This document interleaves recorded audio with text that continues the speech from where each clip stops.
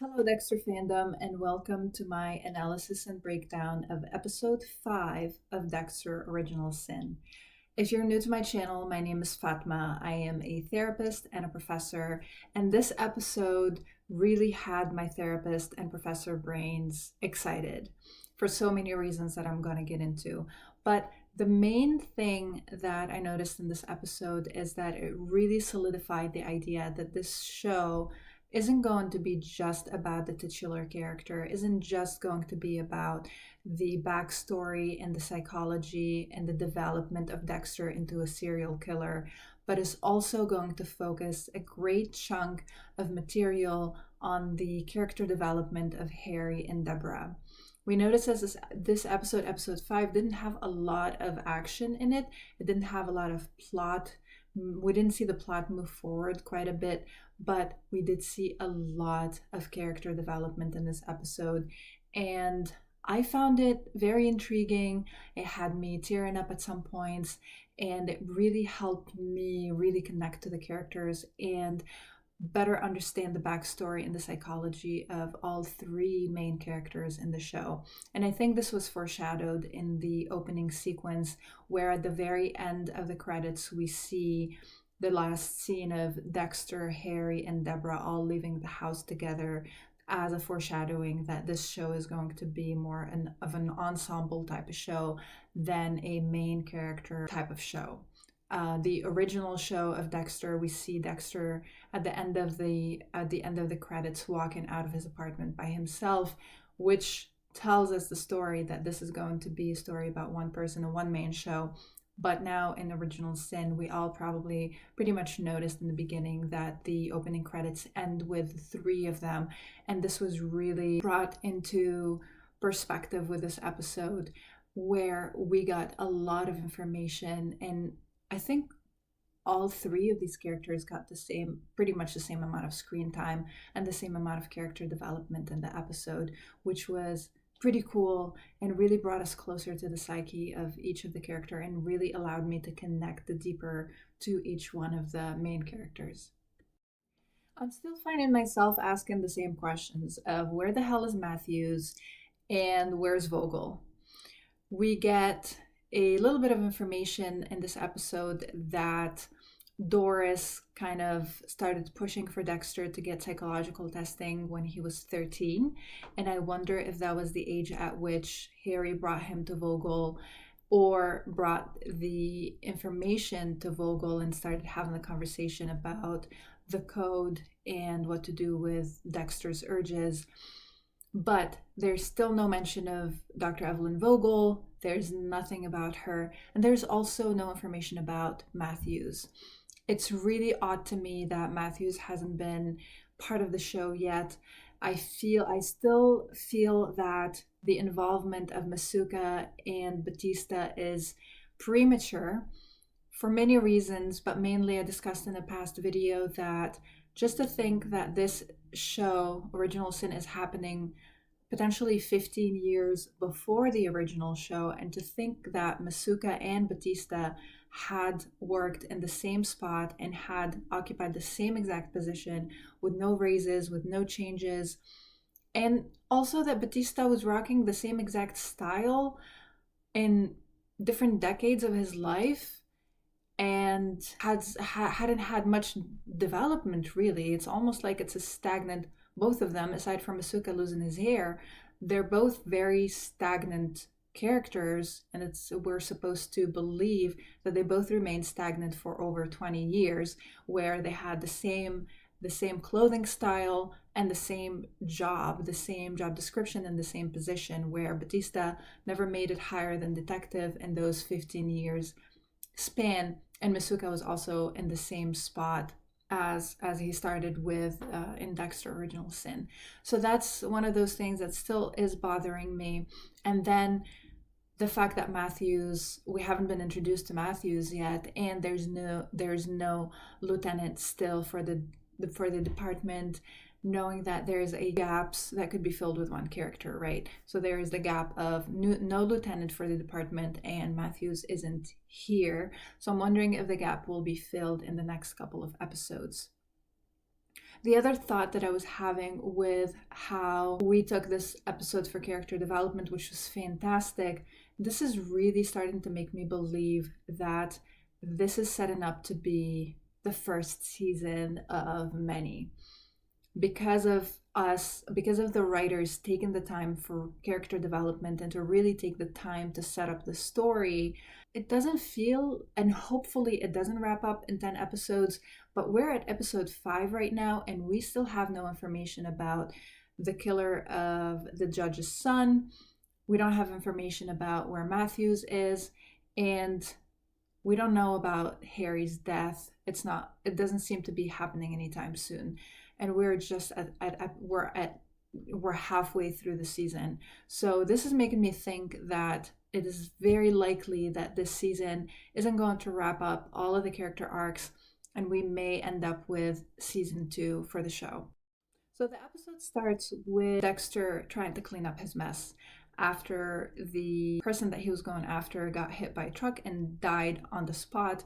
He had 15 minutes, pretty much, he did the math, 15 minutes to go back to his home and clean up the mess and make sure that there's no trace and no sign of foul play. And we get the scene where Dexter is getting really excited about getting so close to being caught.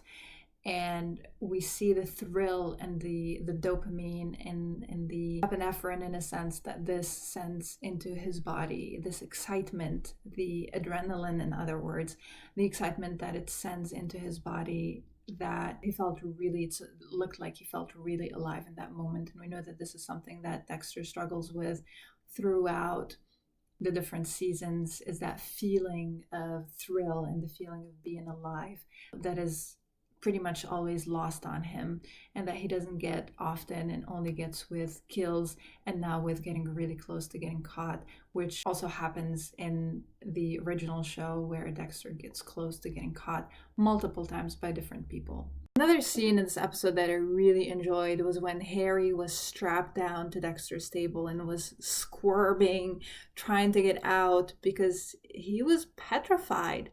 He could not predict with certainty that he was going to be safe on that table. And that was such a genuine moment in the episode, especially that early on in the episode when Harry was grounding Dexter. I was thinking to myself, how can Harry get angry with Dexter and ground him with such confidence and trusting that he's not going to murder him in his sleep? Because Harry's a sergeant, he's an intelligent person, he understands the psychopathy tendencies that Dexter has, and he understands that he can snap at any moment and do something regrettable. So later on, seeing that come to fruition and seeing that Harry in that moment couldn't trust with certainty that he was going to be safe and that Dexter wasn't going to kill him was fantastic. And of course, Dexter methodically did not communicate his intention to Harry because he had a very specific plan as to how he was going to manipulate Harry to give him the yes, and he was going to walk him step by step through the calculated process that he has to strap down his victims and for his kill. I thoroughly enjoyed that scene. Now we get to the scene where Dexter ate a whole lot of brownies without knowing that they were wheat brownies. And I think here we had a really well-written scene with Dexter and Deborah having a conversation. And I believe that we had the most vulnerable moment of Dexter, at least in Original Sin, potentially even throughout his existence, where he realized that he had just ate wheat brownies and that he wasn't going to be in full control of himself. And he said something that really struck me, and I teared up in the moment, where he said, I don't like not being in control, or I really hate not being in control. And as a therapist who works with people who've experienced a lot of trauma, so one of my areas of expertise is treating people who've experienced abuse and childhood trauma, that really struck a chord with me and had me tearing up, because of my understanding of what childhood trauma or developmental trauma can do to someone. And the way that I look at this type of behavior or similar behavior that is antisocial, like obviously killing people is super antisocial, but any other destructive behavior, whether it's self-destructive or other people destructive, is really a person who is grappling with this need to have some level of control over their circumstances and environment. It's coming from someone who've experienced a complete loss of control at a very important developmental stage in their life. So this scene really solidified for me why I love the show Dexter and why I connect at such a deep level to the character of Dexter and why I have so much empathy for a serial killer. Because once you're a trauma informed therapist and you're trained to see things from a trauma perspective, it is so much easier to empathize with people who are experiencing self-destructive or outwardly destructive behavior, or whose trauma is manifesting in destructive ways. So this really helped me see and better understand why I connect so well with the character of Dexter and why I feel so much empathy for him, because of course we know the backstory and we know what happened to his mom and what he witnessed and the disruptive childhood and the very chaotic childhood that he experienced. And we know that this need, that this desire and the urges to kill people is coming from this deep need for control, to have some level and sense of control of what's happening in his life and his environment. And the scene of I am terrified of not being in control really captures the psychology and the experience of people who experienced childhood trauma or developmental trauma or trauma at different stages of life too. It's not only childhood trauma that affects us in big scary ways, but in general, this feeling of I can't not be in control, I need to be in control, is spot on again here. Really loving the writing. The writing really seems to be informed, and it sounds like the writers have done the research. So this moment had me tear up because it's something that I fully can empathize with and understand. And the need for control can manifest for different people. Of course, not everybody who experienced childhood trauma turns out to be a serial killer. Other people can experience this level of, it almost turns into the seesaw between feeling in control and then a complete loss of control.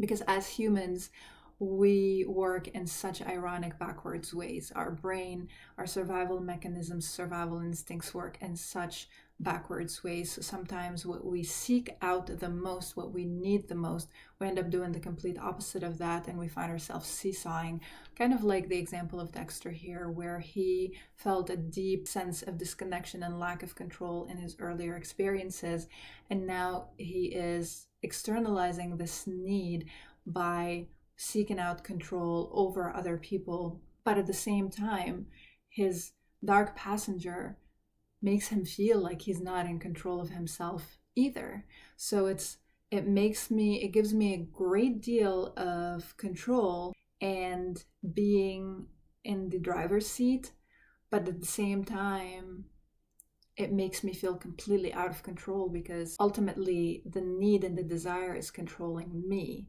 So once he's engaging in a kill, that very moment makes him feel so much in control, because he knows to the T, he's controlling literally every aspect of the environment and every aspect of what's happening to himself and to the other person.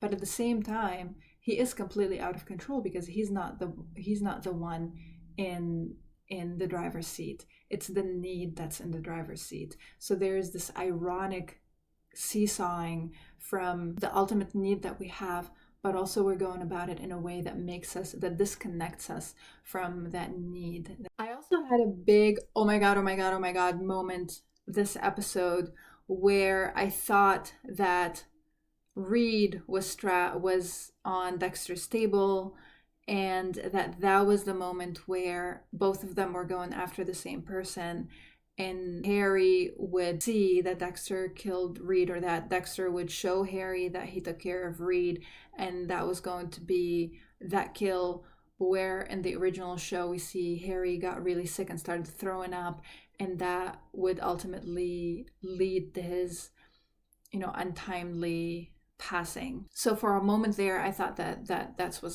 was happening for me. At 42 minutes into the episode, I thought that was just about to happen, and that was going to be the kill because they were both going after the same guy.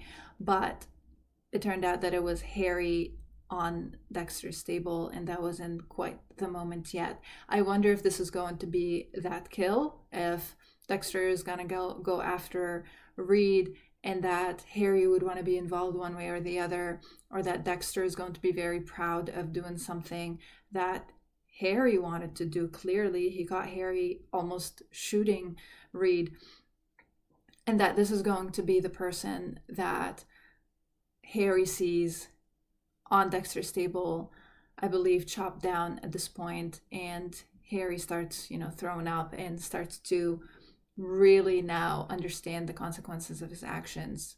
The one thing in this episode that really captured my attention was the lilies that Gio gave to Deborah in the car.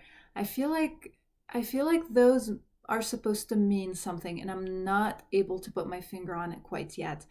I can't remember if lilies had a significance in the original show.